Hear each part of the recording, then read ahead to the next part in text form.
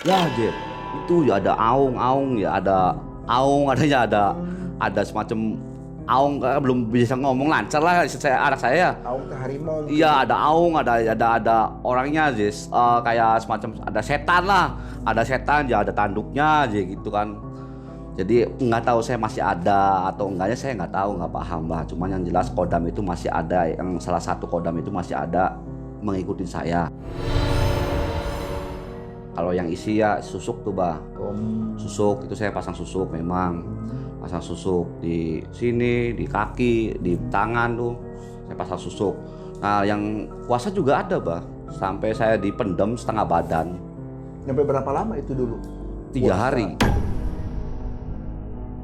Walaupun kebacok apa juga, diusap begini juga ibaratnya selesai lah. Paling cuman bekas doang.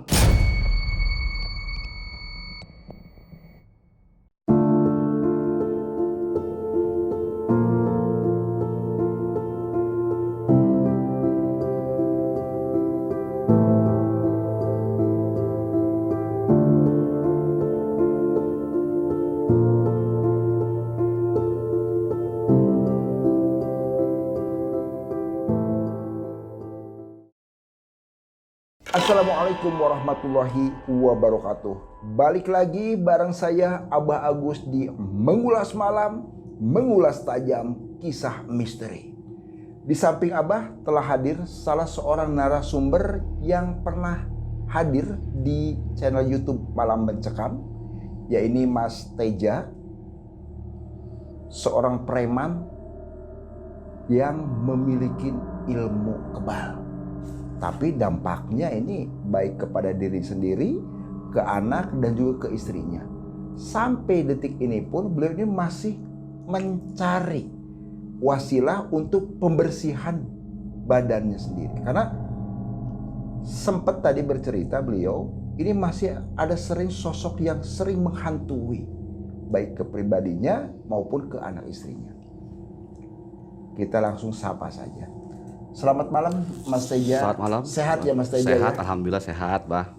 Ini kejadian tuh 1998 ya? 98 Sampai 2000 berapa? Sampai 2007. 2007. Tapi efek dari situ sampai 2023 ini? Sampai sekarang juga masih ada gangguan, hal-hal gangguan seperti gaib-gaib gitu, bah. Masih seperti Masih. itu ya? Berdampak ke anak istri juga? Ya, berarti berdampak. Ya? Berdampak. Oke, tahan dulu. Sobat, bila mana dari Sobat Mengulas Malam punya kisah ataupun cerita-cerita mistis, silahkan dikirim ke alamat email kami. Nanti Abah undang kehadirannya di studio Mengulas Malam.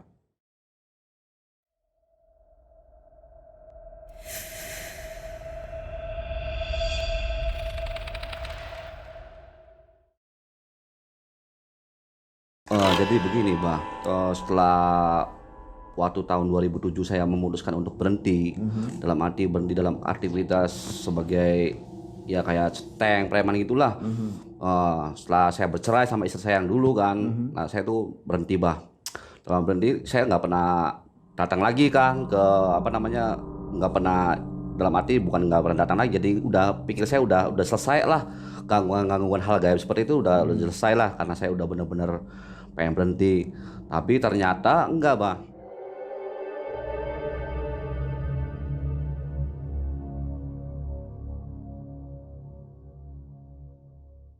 Nah, setelah 2007 saya kan lama tuh menduda tuh. Sampai tahun 2010 saya baru menikah lagi. Nah, kejadiannya itu pas setelah saya menikah, bah.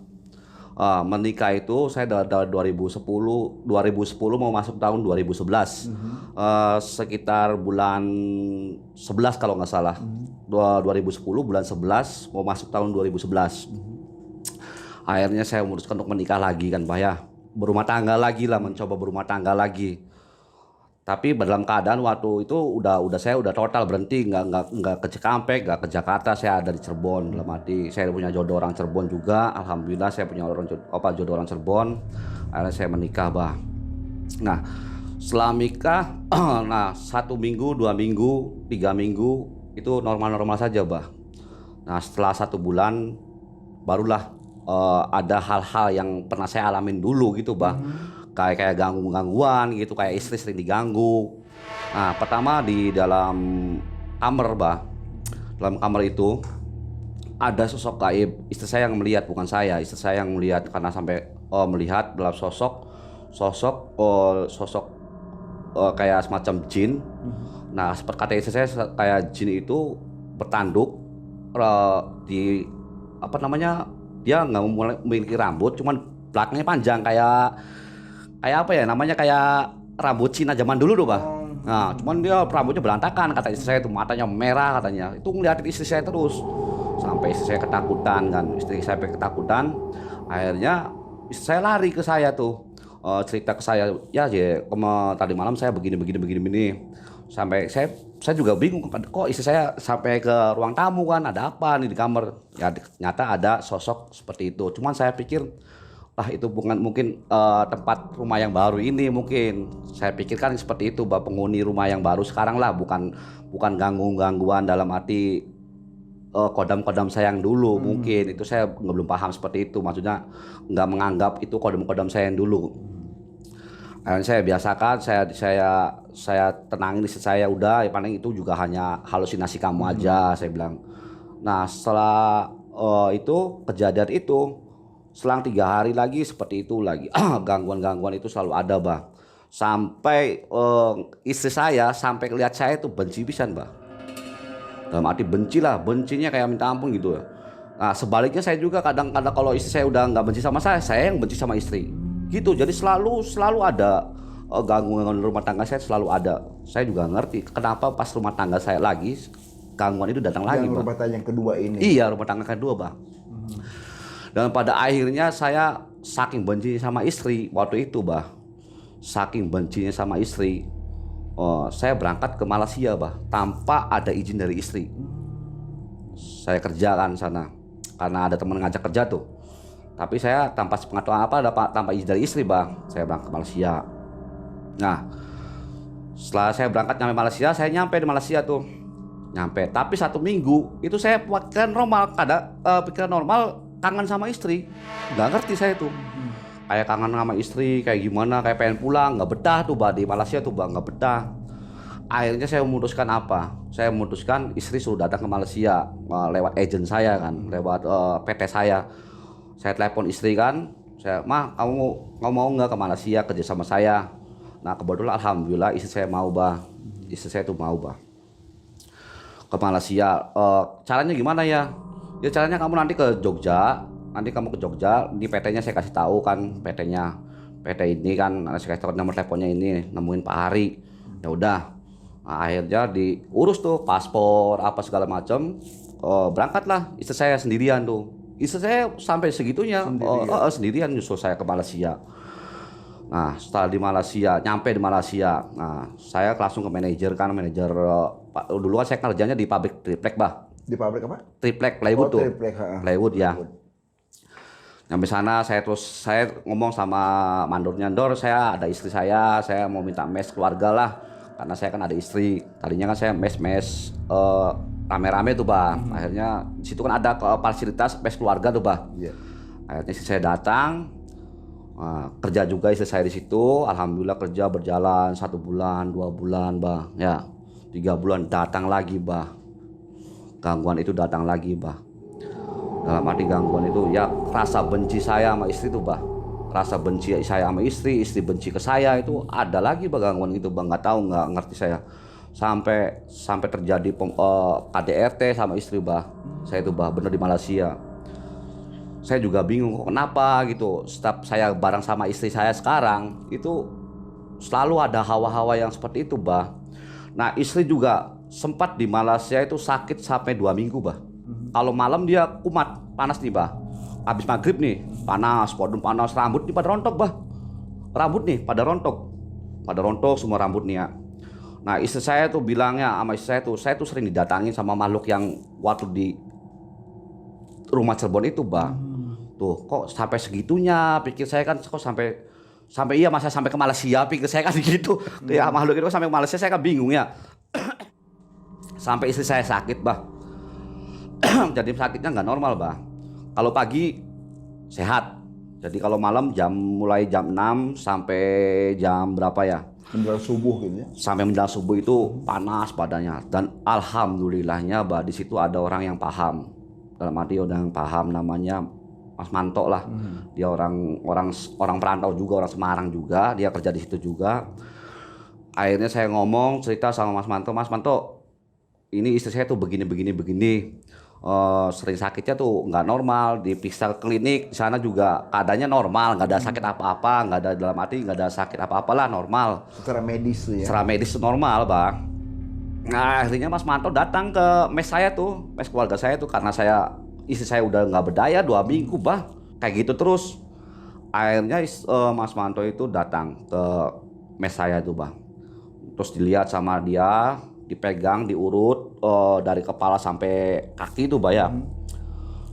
Akhirnya diobatin sama dia tuh, Bah. Nah, diurut itu.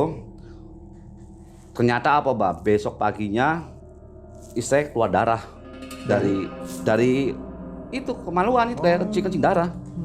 Keluar darah.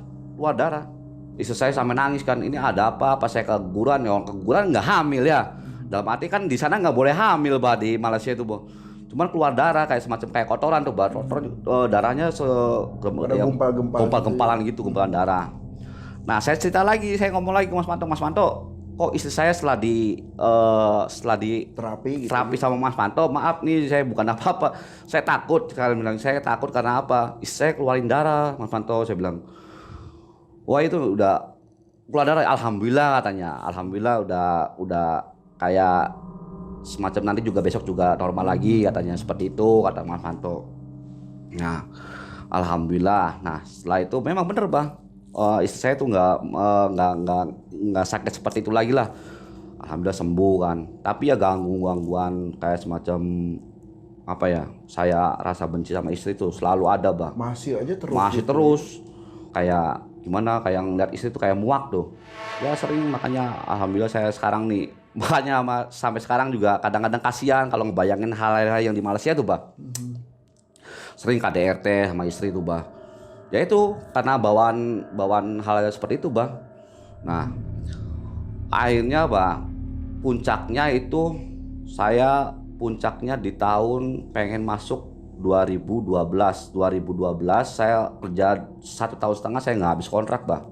Saya bermasalah. Akhirnya saya bermasalah sama istri, bertengkar besaran. Nah, istri sudah kayak gimana, udah kayak nggak mau nerima lagi kita nerima ya. saya lagi, ya. Akhirnya saya memutuskan untuk pulang sendiri, Bah. Ya itu seperti biasa, saya berangkat sendiri, pulang juga sendiri. Pulang sendiri, Bah. Saya tuh pulang tuh tanpa ngomong sama istri, tanpa ngomong, saya langsung ke kayak kantor gitu. Iya. Kayak kantor perusahaan, saya Ke HRD-nya gitu. iya, ke HRD-nya saya resign kan. Saya pulang, katanya saya mau pulang ke Indon. Tapi kan saya kan belum habis kontrak, Bah, sebenarnya. Jadi gaji saya di 3 bulan ini ditahan sama kayak semacam apa ya? Pihak manajemen di sana gitu. Iya, kayak ijazah saya juga ditahan, Bah, di sana tuh, Bah. Nah, saya maksakan pulang, nggak tahu perasaan saya pengen pulang aja, pengen nggak betah lah lihat istri saya tuh, Bah. Bener, nggak betah aja. Akhirnya saya pulang, Bah. Nah, setelah nyampe Indonesia juga, Bah, perasaan kangen, timbul lagi rasa ya. istri lagi gitu. Makanya saya berusaha di Indonesia telepon istri saya, dalam arti suruh pulang ke Indonesia. Ya istri saya juga sama, perasaan istri saya juga sama. Kalau jauh sama saya, perasaan kayak normal aja, normal. Kayak normal, semacam kayak punya perasaan rindu, kangen gitu, Bang. Akhirnya saya pulang ke Indonesia, 2 bulan kemudian istri saya juga pulang. Tuh, Bang. Karena mungkin masih jodoh ya, Bah ya. Kasih sama jodoh ya, pulang. Akhirnya ketemu lagi sama saya tuh, alhamdulillah nyambung lagi, Bah. Setelah nyambung lagi, berjalan lancar, Bah. Setahun nggak ada gangguan tuh, Bah. Setahun, 2 tahun, sampai ngelahirin anak saya yang perempuan. Tuh, anak saya perempuan lahir 2015, Bah. Lahirnya anak saya umur 3 bulan 4 bulan, Bah, gangguan datang lagi, Bah. Sosoknya seperti apa lagi itu tuh? Itu sosoknya anak saya yang tahu, Bah. Setelah anak saya umur 3 tahun, 3 tahun menjelang 4 tahun lah. Iya, gangguan sebelum itu sering ada gangguan kayak anak saya nangis terus istri juga kadang-kadang sering lihat sesuatu, sering ada gini bah, kayak suara auman macan tuh bah, gini bah, suaranya kayak suara harimau tuh, gitu ya.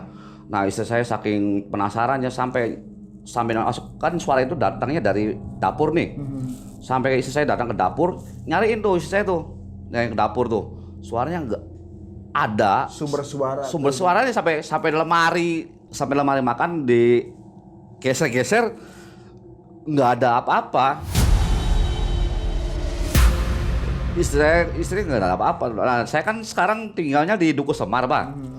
Nah, pas kebetulan di Duku Semar itu tempat saya itu sebelahnya kali, percis kali lagi, kali terus kebun pring. Belakangnya tuh di samping rumah saya tuh kebun pring. Iya. Jadi dicariin nggak ada sosoknya nggak ada, istri penasaran lagi kan. Nah sampai umur anak saya 4 tahun bah, ceritanya ya 4 tahun lah. Anak saya kan gini bah, saya jualan ayam goreng tuh, jualan ayam goreng di stasiun nih bah ya, di stasiun ayam goreng, jualan usaha ayam goreng nih bah ya. Nah anak saya kan pernah dibawa ke sana ke stasiun nih, main lah maghrib, anak saya melihat bah. Lihat sosok di belakang saya katanya pas saya lagi jaga warung duduk di depan warung, anak saya ngeliat. Ya Je, itu ya ada aung ya, ada aung adanya ada semacam aung, belum bisa ngomong lancar lah anak saya. Aung teh harimau. Iya ada aung, ada orangnya Je, kayak semacam ada setan lah, ada setan ya, ada tanduknya aja gitu kan. Ya tuh ya kan bukan mama aja yang lihat ya, yang sering lihat tuh si Uret juga pernah lihat kayak gitu tuh. Akhirnya dia, nah terus abis itu udah sama saya ditenangin kan, anak saya kan tenangin bah. Sampai ke rumah anak saya juga pernah lihat lagi. Nah anak saya pas itu jam 7:30 bah. Kan kalau saya kan rumah kan selalu terbuka nih, nggak pernah ditutup, 7:30 malam itu belum ditutup lah. Jadi depan pintu anak saya pas di ruang tamu kan, ruang TV nih, lagi dia pada lihat TV, istri saya, anak saya lagi lihat TV lah. Anak saya tiba-tiba nangis jerit tuh, oh kayak semacam ketakutan tuh bah. Ya sambil nunduk ke pintu tuh, nggak bisa ngomong anak saya tuh, ya cuman ya aja. Ada apa Nok? Dia bilang ada apa? Dia nggak bisa ngomong, cuman gitu sambil nutupin muka tuh bah, sambil nutupin muka aja gini gitu, muka sambil gini. Nah setelah lama terus baru dia ngomong, ada apa Noknya? Kita kasih minum air putih bayar saya bah. Ada itu Je, ada yang waktu di stasiun tuh Je, orangnya Je mukanya serem, matanya merah kayak mau makan Je, kayak mau makan Nok Je. Tanduknya tuh ada tanduknya, terus rambutnya nggak ada, tengahnya terus rambutnya panjang katanya, kayak mau makan Nok Je, rambutnya merah katanya. Tuh bah. Setelah anak saya tuh banyak sering lihat bah, kayak gitu tuh makhluk itu sering lihat bah. Sampai pada akhirnya anak saya tuh kayak karena mungkin sering yang lihat bah, panas anak saya tuh sampai bawa ke rumah sakit bah. Tapi ya kata dokter ya secara medis nggak ada penyakitnya. Normal ya? Iya normal, makanya saya bingung normal bah. Akhirnya saya memutuskan ya ini gimana, saya bilang kok gangguan itu masih ada terus. Saya pernah ngomong sama orang teman saya tuh kan, teman saya punya kenalan orang pinter lah ya. Saya ngomong ke dia tuh, aduh Mas gimana ya, saya tuh selama ini kan saya kan dulu kan pernah, saya cerita sama dia lah, saya dulu kan pernah ngelmu kesana sini, tapi sampai sekarang kok setiap rumah tangga saya, anak saya selalu digangguin Mas. Saya bilang gimana caranya ya supaya rumah saya tenang tuh, adem tuh, nggak ada gangguan. Oh ya udah, nanti saya ke rumah kamu katanya. Datang tuh teman saya tuh ke rumah tuh, ya ternyata bener bah. Jadi hal-hal kodam saya yang dulu itu masih ngikutin saya. Masih ngintil terus kayak seakan-akan nggak rela tuh bah. Nggak rela dilepasin sama saya tuh bah. Makanya sampai teman saya juga ada sosok nggak tahu sosok apa yang ada di dalam saya yang nggak bisa pergi dari saya sampai sekarang. Makanya saya pengennya saya tuh kalau misalkan ada orang yang itu tuh bah, tolonglah yang paham itu tolong dibersihkan lah. Saya pengen hidup tenang itu, pengen ibaratnya nggak ada gangguan tuh bah. Jadi setelah teman saya datang ke situ, cuman rawang terus dikasih dalam arti dikasih inilah, dikasih arahan, ya udah yang penting sering ibadah dan sering sholat katanya. Ya istri saya alhamdulillah bah, dari dulu juga istri saya rajin sholatnya tuh bah. Ya, tapi tetap aja gangguan itu tuh masih ada aja bah. Nah teman saya pulang udah selesai tuh 1 minggu, 2 minggu, 3 minggu sampai 4 minggu normal nih bah. Nah rasa benci itu ada lagi bah, berantem, pisah lagi saya sama istri. Tapi kalau udah jauh timbul lagi, nyambung lagi bah, itu bah. Mas Teja, saat proses pengisian ilmu ke Mas Teja sendiri, tentunya kan ada gurunya ya? Ada bah. Itu dengan ritual puasa atau hanya pasang isim atau gimana itu tuh? Yang ritual puasa ada bah, yang ritual puasa juga ada, yang isi juga ada. Kayak kalau yang isi ya susuk tuh bah, susuk itu saya pasang susuk memang, pasang susuk di sini, di kaki, di tangan tuh. Saya pasang susuk. Nah yang puasa juga ada bah, sampai saya dipendem setengah badan. Sampai berapa lama itu dulu? 3 hari. Mendem. 3 hari. Dipendem 3 hari, puasa 1 hari bah. Jadi 1 hari 2 hari puasa normal, yang 1 hari puasa mati geni tuh bah. Jadi puasa mutih tuh bah. Itu 3 hari saya dipendem bah, setengah badan di tanah tuh, di daerah sana, di daerah Tasik. Saya tuh bah. Saya tuh di Bantar Bolang, di Bantar Bolang bah, daerah Pemalang Tegal tuh, situ di daerah Cianjur, Tasik, daerah Kerawang, saya berguru tuh bah. Banyak. Itu pengisian ilmu kekebalan aja iya. Jadi banyak bah yang kayak pengisiannya ada, terus beli secara ritual puasa juga ada gitu. Makanya kata teman saya ada salah satu sosok yang nggak mau pergi dari badan saya tuh bang, nggak tahu apa sosok apa, teman saya nggak ceritain bah. Makan sampai sekarang juga saya masih merasakan bah hal-hal yang gaib yang seperti itu, kayak nafsu saya tuh nggak terkontrol gitu, emosi saya nggak terkontrol. Kadang-kadang ada orang tersinggung, kayak kalau saya tersinggung kadang-kadang terkontrol gitu bang. Cuman saya selalu istighfar, saya nggak mau kejadian seperti dulu lagi lah. Saya udah dalam arti memang udah niatan mau berhenti bah. Cuman itu bah, gangguan itu selalu ada bah sampai sekarang bah. Sampai sekarang. Sampai detik ini juga iya, sampai detik ini juga ada. Makanya kayak istri saya sempat kejadian gini bang. Istri saya itu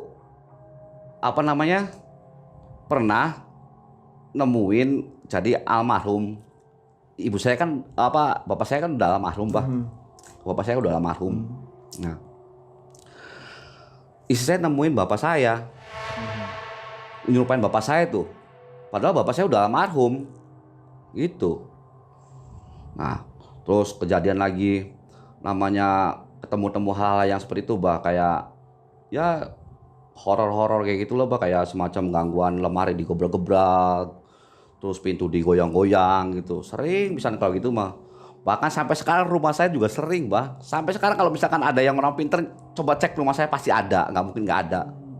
Nggak mungkin nggak ada. Soalnya pernah kejadian teman saya bah.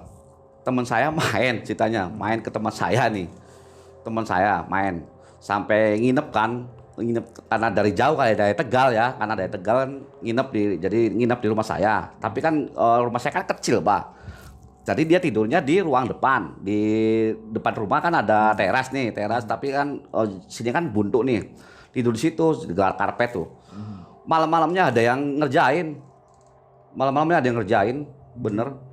Dalam arti kayak ngerjain, kayak dilemparin mangga, dilemparin apa. Padahal kan situ nggak ada pohon mangga, adanya kebun pring tuh bah.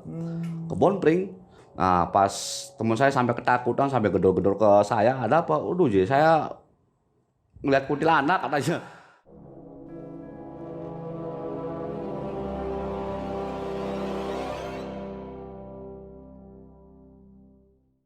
memang di kebun pring itu ya bah, di rumah sebelah rumah saya memang sering ada kuntilanak juga. Ada kuntilanak, ada wah macam-macam lah. Akhirnya teman saya ketakutan, terus ya udah tidur sini aja bareng sama saya di ruang tamu lah. Saya bilang lihat TV bareng, saya tidur. Itu bah, jadi ceritanya gini bah. Saya tuh makanya pengen cerita sama Abah sekarang nih ya. Jadi mohon apa barangkali ada ibaratnya teman atau permisah gitu yang Dan bisa. netizen juga ya. Iya netizen juga yang bila kira-kira mau partisipasi untuk bisa bersihin badan saya gitu bah. Jadi supaya keluarga saya tuh tenang, adem gitu, nggak ada gangguan gitu lagi tuh bah. Cuma memang bah tidak mengganggu fisik. Dalam arti tidak mengganggu fisik. Cuman karena ketakutan anak saya kan sering melihat hal-hal seperti itu. Jadi kan merasa gimana kayak ketakutan gitu bah. Lebih dominan ke psikis berarti ya. Iya. Unsur kejiwaannya tadi. Kejiwaannya bang. Jadi yang terganggu tuh kejiwaannya. Kalau masa ganggu fisik sih enggak bah. Cuman karena ya sering nonjolin wujud gitu ya. Terus kayak pintu sering digebrak-gebrak, kayak lemari kan istri saya ketakutan, Iya Bang. pastilah ke arah situ tuh. Gitu, Bang. Ada upaya nggak dari Mas Teja pernah menyelusuri lagi ke guru spiritual yang dulu pernah Mas Teja belajar? Belum pernah, Bang. Belum pernah, saya belum pernah nanya ke guru-guru yang dulu pernah saya datangin tuh belum pernah, sampai sekarang juga nggak pernah. Makanya saya bukannya nggak pernah, jadi saya takutnya tuh bukan apa-apa. Saya kan berhenti nih sampai saya kodam-kodam kan alat kayak kodam-kodam itu kan kayak gaman-gaman itu saya buangin buat takutnya dipertanyakan gitu, Mbak. Makanya saya nggak datang ke guru-guru saya tuh. Cuma saya nanya-nanya ke ini aja, nanya-nanya ke orang-orang teman-teman saya terdekat aja, kayak orang kayak paham yang spiritual gitu, Bang, yang paham melihat hal-hal yang gaib seperti itu, sering nanya. Ya itu jawabannya sama, Bang. Jawabannya ada salah satu sosok yang nggak mau pergi dari badan saya tuh, Bang. Itu. Apa yang disampaikan oleh Mas Teja, ya hati Abah juga terus aja terketuk lah ya. Kita Terima kasih, Abah, iya. sesama manusia, ya. Saran Abah yang pertama, silaturahmi kita ke para sesepuh, para kiai, para ustadz yang memang iya. mumpuni kebedas itu. Yang kedua juga kita lakukan sholat taubat. Kita sebagai manusia biasa tidak luput barangkali ada ucap, sikap, dan tindakan kita yang dirasa ataupun tidak terasa ini telah menyimpang dari ajaran agama dan dari agama. Terima kasih, Abah. Makanya Mas Teja, Abah, saya ini kesini tuh curhat sama Abah nih ya, curhat sama Abah tuh karena ya selama ini memang saya tuh sering curhat juga sama teman, ya solusinya seperti ini, solusi ini. Ya Abah juga solusinya alhamdulillah dapat solusi lagi kan dari Abah. Ya nanti coba datangin ke apa guru-guru saya yang dulu yang pernah saya ngisi kan, Bah, gitu ya. Harusnya gitu ya, Bah ya. Gambar-gambar seperti itu. Ya yang isi dia juga yang netralisir ya, Bah ya, gitu ya harusnya ya, Bah ya. Makanya saya tuh bingung, Bah, sampai sekarang gangguan itu tuh selalu ada tuh. Saya tuh bingung, saya ya bukannya ini ya, Bah ya. Saya ibadah alhamdulillah, Bah, sekarang, Bah ya, ibadah dalam arti ibadah 5 waktu gitu. Iya. Alhamdulillah saya jalanin terus. Istri saya juga alhamdulillah gitu. Cuman ya gangguan itu tuh kayak nanti hilang, nanti datang lagi. Hilang, datang lagi gitu, Bah.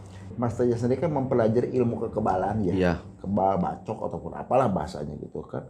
Karena sosok Khodam sendiri masih ada di dalam tubuh Mas Teja.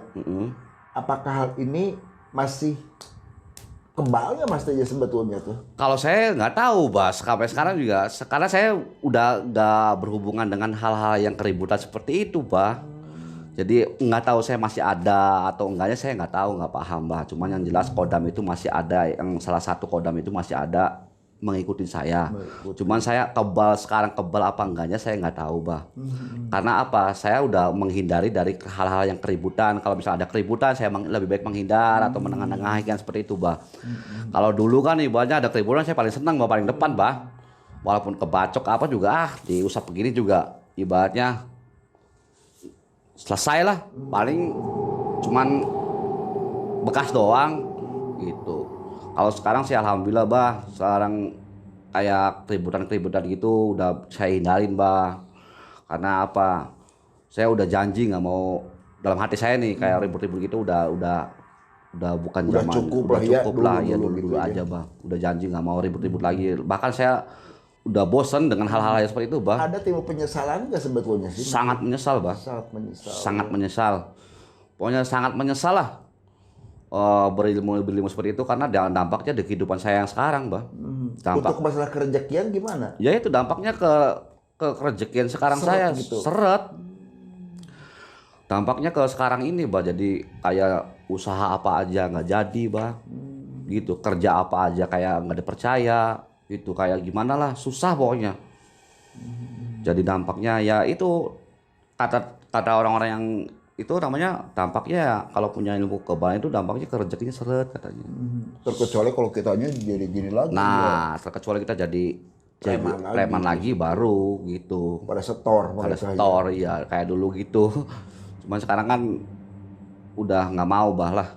Saya pengen hidup tenang, dalam arti sama istri walaupun dapat sedikit juga, tapi alhamdulillah, Bah, lebih tenang sekarang gitu. Sekarang, ya. Dulu ibaratnya dapat gede, tapi banyak musuh kan. Kemana-mana takut lihat kanan kiri barangkali ada yang ini kan. Tapi sekarang mah alhamdulillah, Bah, dapat kecil juga 10.000, Berkah lah ya. 20.000 berkah, terus tenang tuh makan juga enak, gitu, Bah. Keilmuan yang pernah dipelajari oleh Mas Teja sendiri kan seakan sudah mendarah daging. Iya. Itu ada nggak sensitivitas misalkan dari cakra ajenanya bisa melihat hal-hal? Bisa merasakan hawa negatif aja, Bah. Oh, cuma bisa rasa aja. Iya, ya? bisa merasakan hawa negatif. Kalau misalkan gini, Bah, kalau kita bertemu sama orang yang berilmu, yang punya ilmu gaib lagi gitu, ilmu-ilmu seperti itu lagi, saya merasakan hal-hal yang negatif tuh kayak panas, Ada benturan semacam ada itu. benturan gitu kayak semacam kayak pengen nyerang gitu, Bah, saya tuh, Bah.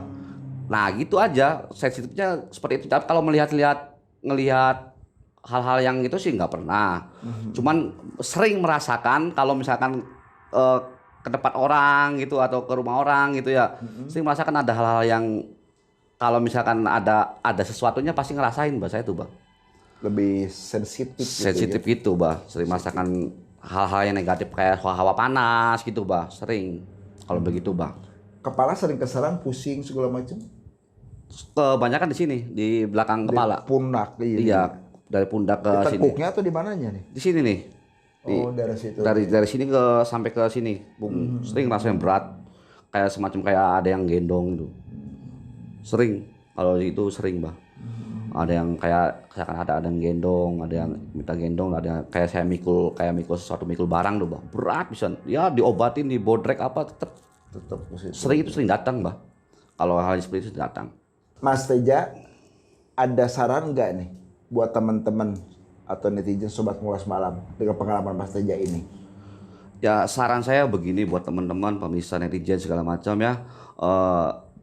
Saran saya jangan sekali-kali mempelajari ilmu-ilmu yang menyimpang dari agama, karena penyesalannya itu tidak datang dari awal, pasti akan datang dari akhirnya. Sampai sekarang juga saya menyesal, sangat menyesal sekali mempunyai ilmu-ilmunya seperti itu, karena nggak ada gunanya untuk kehidupan kedepannya, nggak ada gunanya, bahkan nanti akan menjadi penyesalan yang sangat mendalam gitu. Seperti yang Mas Teja. Seperti yang saya rasakan.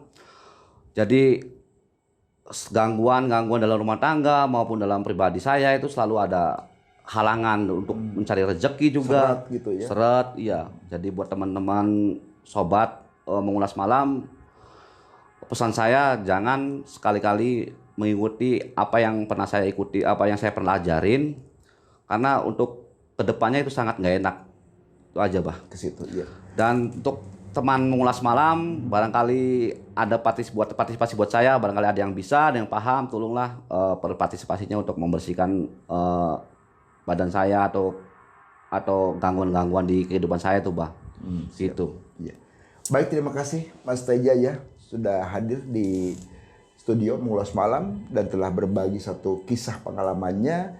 Intinya apa? Apa yang pernah dimiliki oleh Mas Teja, tujuannya di saat beliau lagi muda, lagi strongnya, sampai beliau sendiri menjadi sok jago, sok preman segala macam. Tubuhnya pun diisi hal-hal yang sifatnya itu tadi anti bacok segala macam, tapi berdampaknya negatif. Seperti yang Mas Teja tadi ceritakan.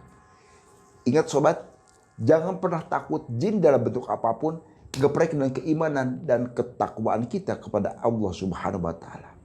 Ingat sobat, kamu tidak sendirian. Wassalamualaikum warahmatullahi wabarakatuh.